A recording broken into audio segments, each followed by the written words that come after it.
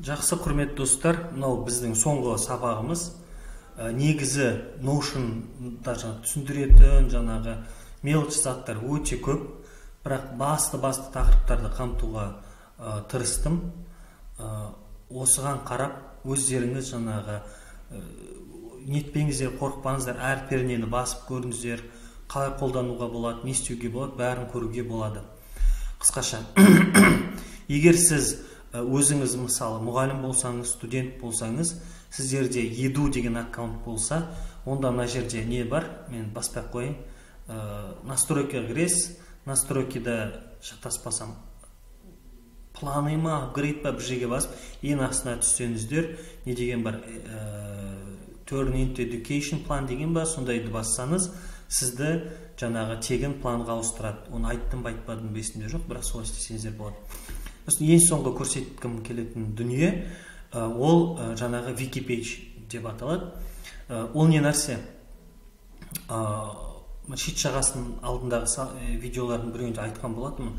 Мысалы, сізде жаңадан осылай Notion'ды ашқан кезде, сізде мына жерде көп беттер ашылады. Бұлай тұрады ше, бағанандай бүйтіп. Мына жерде негізі тұрады, шығару керек бағалай істеуін. Мына жақта қаптап тұрады беттер. Көп шатасатын боласы, егер олай тұратын болса, олай нетпес үшін, қиналмас үшін не істеуге болады? Мынандай бір бет ашсаңыз болады, мысалы өмірім деген сияқты, осы мысалы жұмысым, жеке өмірім дегендей, бір бетте барлық сізге керекті жаңағы беттерді істеп, соның ішінде кәдімгідей папканың несі ғой, иерархия системасы ғой, солай істесеңіздер болады. Мысалы, істеу керек дүниелеріңіз, оның ішінде, мысалға, допустим, там көру керек видеом дейсіз, ішіне заттарды салып тастайсыз. Кітаптар десе, кітаптар жайлы барлығын соның ішінде тұрады. Жұмысым десеңіз, барлық жұмысыңызға байланысты сол папканың ішінде тұр. Біріншіне бірін кіргізе бересіздер. Ол өте оңай. Мына жақта мысалы сізде бір жаңа бір бет ашсаңыз, айталық, қандай болуы мүмкін. Мысалы, айталық, қалалар деген бет болуы мүмкін, қалалар туралы зерттеп жатқан болсаңыз, мына жерде тұрды ғой міне сізде. Осыны алып, просто жаңағы өзіңіздің басты бетіңізге былай лақтыра саласыз. Ол уже получается неде тұрмайды? Қайда? Мына жерде тұрмайды. Ол мынау сіздің басты бетіңізде тұрады. Мен де өзім солай қолданам. Бұны сіздерге ең бірінші сабақта көрсеткен болатынмын. Міне My Life деген бет бар. Мен ашқан кезде бет меню тұрмайды. Бұлай бет тұрады.